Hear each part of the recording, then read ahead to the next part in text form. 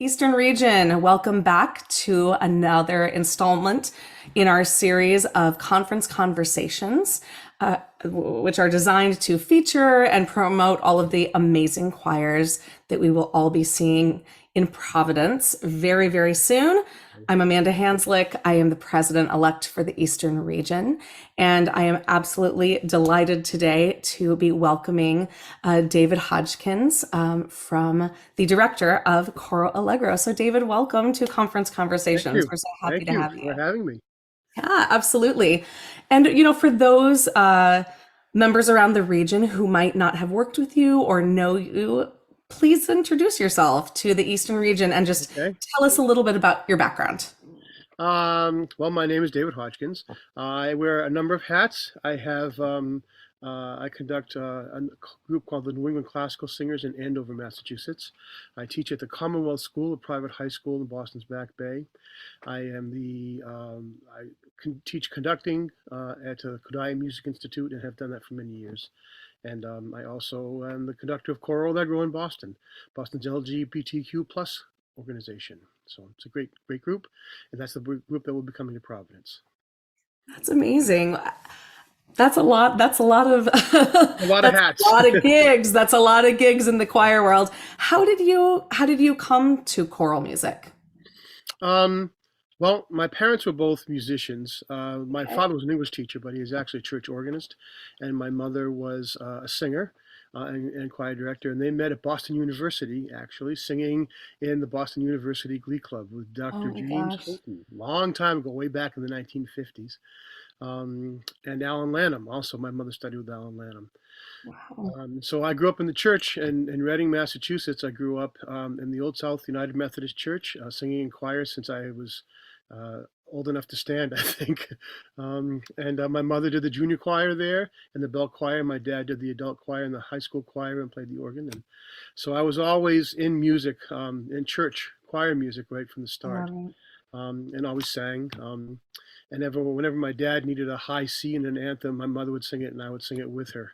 That's a long time ago, long time ago. So that's Yeah. my first introduction to choral music, and then I just stayed with it all the way through. As a Yeah. pianist, a harpsichordist. I did a lot of things, but I call myself mostly a conductor, but I did do all kinds of other things too, which contributed to being a conductor.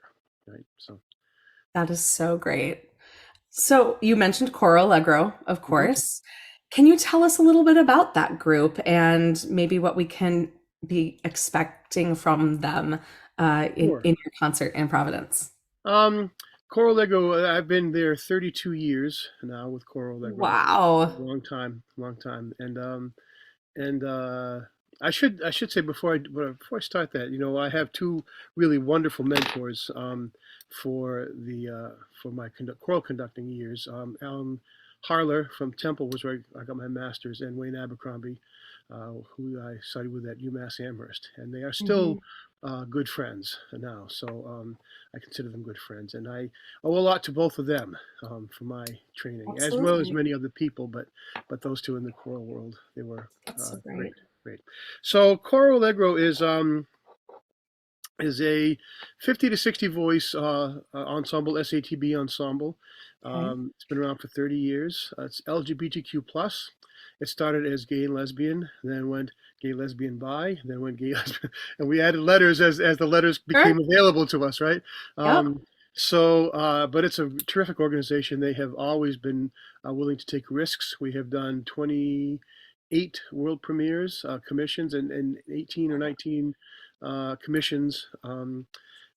We have four CDs, a fifth coming out of pieces by Eric Banks and Kareem Rustam in the spring. And we have done a lot. We have done all kinds of things from working with Boston Celebrity Series to combining with Handel and Haydn. We do Landmarks Orchestra. We have Mhm. been in Boston. We've sung with them many times and done premieres with them. We have worked with the Terrorism Music Foundation in Boston, Mhm. um, uh, focusing on the um, historical awful history of what happened in terrorism Mhm. concentration camp. And Mark Ludwig, who's the executive director of that, has had this yearly gala event, and he's done lots of research. He has a great book out. Unfortunately, I can't remember the name of it. But the organization actually has commissioned a number of pieces, new pieces in memory or in honor of Terezin. And Coro Okay. in Symphony Hall, we have sung 4 times now Wow. of new pieces that he has commissioned for us, and we're doing another one, which is still being written next October, in October. So that will be really a wonderful event again. We are also part of the gala choruses and Mhm. as well, and we have sung for Chorus America and many, many, many places. So So um, great. um, Coro Allegro is busy.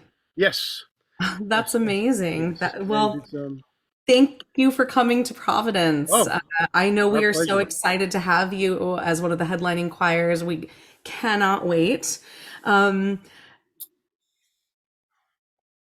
I'm thinking about like obviously this, conference in Providence, but I'm thinking about, and I've been asking our other guests about ACDA conferences in general. Uh-huh. And if you think back to the past, what is your first memory of an ACDA conference, or maybe your connection to ACDA? Yeah, I don't know what my first memory is, because probably, quite frankly, quite a while ago at this point. Right. But I remember I resisted ACDA for a while, Hmm. and I will be very frank. It was not an organization that I was all that interested in, and it was actually Okay. at the urging of Alan and Wayne that I joined, and I did, and I'm glad I did. It was um, it has been a wonderful resource Mhm. for music, but also for camaraderie. Yeah. Made so many friends and connections and lifelong friends. Yeah. Uh, I used to go to. This is going to sound awful. I went to all the conferences really before the pandemic, Hmm. um, and I haven't been to one since the pandemic. And part of that is because every time they've scheduled a conference, I have a concert. Right. So oddly enough, for this conference, I had a concert dress rehearsal on Wednesday of our opening night, and I had to move that to Thursday for another concert on that following Sunday so that we could Right. come into ACDA. So Right. I will be for some of the conference and as much as I can, but um, Yeah. it's always a busy concert season, February and March for Absolutely. me. So, Well, but I love it. I'm so glad that you have, that your mentors pushed you in Yeah, to finding, other, connections and resources and, a professional outlet and home with the ACDA. And now you're going to be experiencing it in a totally different way, from a totally different vantage point. And so will your singers. And we're just so grateful to you and to them for engaging with the organization and contributing so beautifully, as I'm sure we will all see, to the experience of the conference. I hope so. And we're really, really grateful to you for that. Our pleasure. Yeah. So, um, is there a piece on your program that you're most looking forward to sharing with all of us in Providence? Um, I think I'm actually looking forward to sharing the whole program, quite frankly. Sure. Um, I feel like the programming over the last 30 years has been um, edgy and a little Hmm. bit unusual, and pairing things together when you wouldn't normally pair things with. And there's always been a little bit of a social, not even just a little bit, a social consciousness Sure. bent to it, even when we first started. As an Yeah. LGBTQ plus chorus, it was trying to promote women's composers and Mhm. black composers and people of color. And so if I find it interesting now that everybody's sort of doing that now. It's the things that we've been doing for 30 years, so which is great. I'm That's glad everybody else great. caught up. Uh, um, so this program is actually there's an arc to it. It's going to open with the Vittoria Ovo Somnes, Hmm. so from the 16th century, um, and the text of that is, "All ye who pass by, look and see the sorrow that I see." Hmm. Um, and that that is sort of lays the groundwork for the main piece on the program, which is Cantos Sagrados by James Macmillan, which is sacred songs, Mhm. but it's really not really sacred at all. And it talks about the political disappearance of political prisoners in Pinochet's Chile, and murder of political prisoners. And it's on Ariel Dorfman poems and Ana Mendoza poems in English, and the Macmillan superimposes texts of in English of these poems with sacred texts, Latin texts. So you'll hear some of the opening is, "What did you say? We found another one. I found another one. What did you say?" Mhm. And it's very dramatic. It's with organ, um, and it's most of the program. It's like 20 minutes, three movements, Okay. and the final movement juxtaposes the killing, the assassination of somebody at the stake, sort of with the Mhm. crucifixion. And Mm. you hear both texts going the same. It's very dramatic. And Great. so, and then, because you don't really want to end on that kind of a note, but you want to end with some positivity. So we're jumping ahead a little bit to the M. Roger Holland, "Lord, make me an instrument of Thy peace." So there's Okay. this sort of invitation to look at this, what's happening in the world.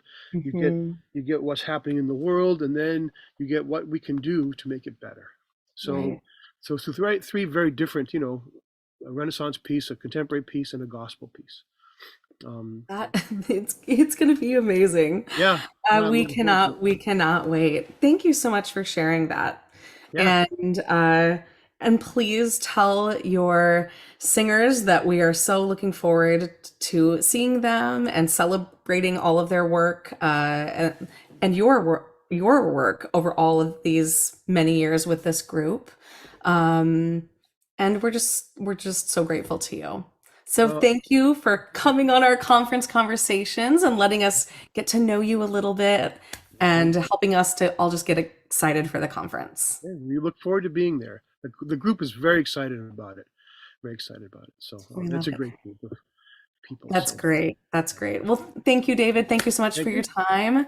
And we will My see pleasure. you in, I think it's 40 days. So It's very soon. Yes. we're counting, right? Okay, that's right. All right. Nice to Okay. see you. Take care. Thank Thank you. you so much. Thank you. Good evening.